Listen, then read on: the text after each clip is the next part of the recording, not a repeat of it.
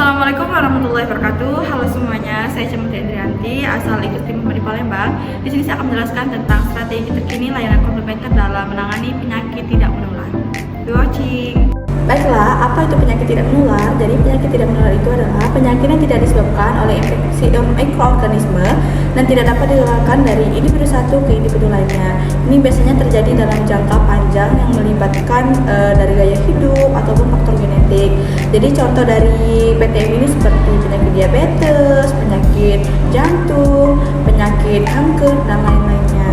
Jadi penyakit ini dapat menyebabkan disabilitas dalam jangka panjang, memerlukan perawatan medis yang intensif dan berdampak pada produktivitas ekonomi suatu negara. Prevalensi PTM ini terus meningkat secara terus-menerus karena faktor-faktor seperti perubahan gaya hidup, urbanisasi, kebiasaan makan yang buruk, dan kurangnya aktivitas fisik ini menjadi pemicu utama terjadinya peningkatan kasus PTM. Pendekatan inovatif seperti layanan komplementer ini menjadi sangat penting dalam mengatasi kasus PTM karena terapi dan layanan ini dapat memberikan pendekatan holistik yang mencakup seperti aspek fisik, mental, maupun emosional. Layanan komplementer ini merujuk pada pendekatan ataupun terapi yang digunakan bersamaan dengan perawatan medis konvensional untuk meningkatkan aktivitas pengobatan dan merawat kesejahteraan secara menyeluruh. Contoh dari pelayanan komplementer ini merupakan seperti terapi fisik, mental, spiritual, yoga, meditasi, terapi gizi, ataupun akupuntur.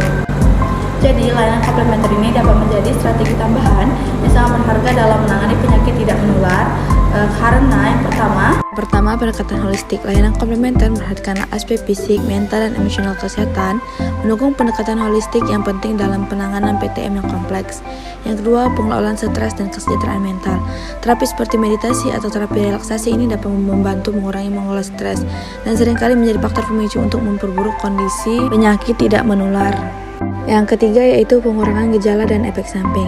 Beberapa layanan komplementer seperti terapi gizi yang dipersonalisasi dapat mengurangi gejala dan efek samping dari perawatan medis konvensional.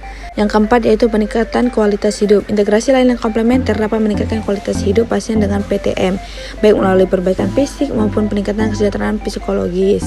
Yang kelima yaitu pilihan perawatan yang beragam. Layanan komplementer memberikan pilihan perawatan yang beragam, memungkinkan pasien untuk memilih pendekatan yang sesuai dengan preferensi pribadi dan kebutuhan kesehatan mereka.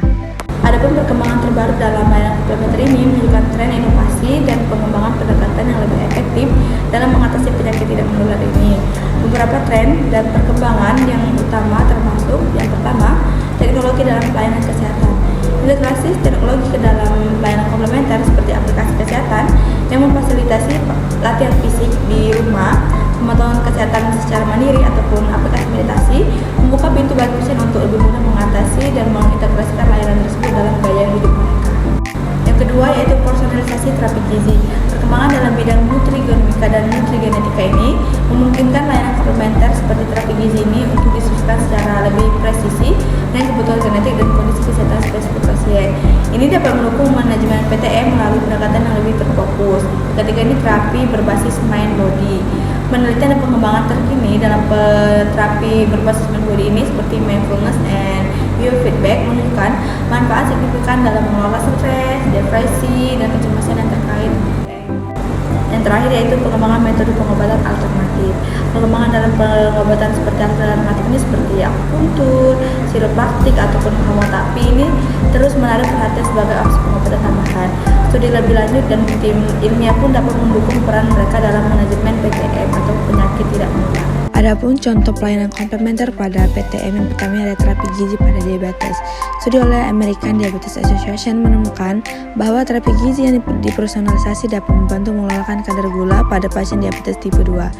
Personalisasi ini rencana makan dengan fokus pada kontrol karbohidrat dan asupan nutrisi spesifik telah terkait dengan peningkatan kontrol gula darah.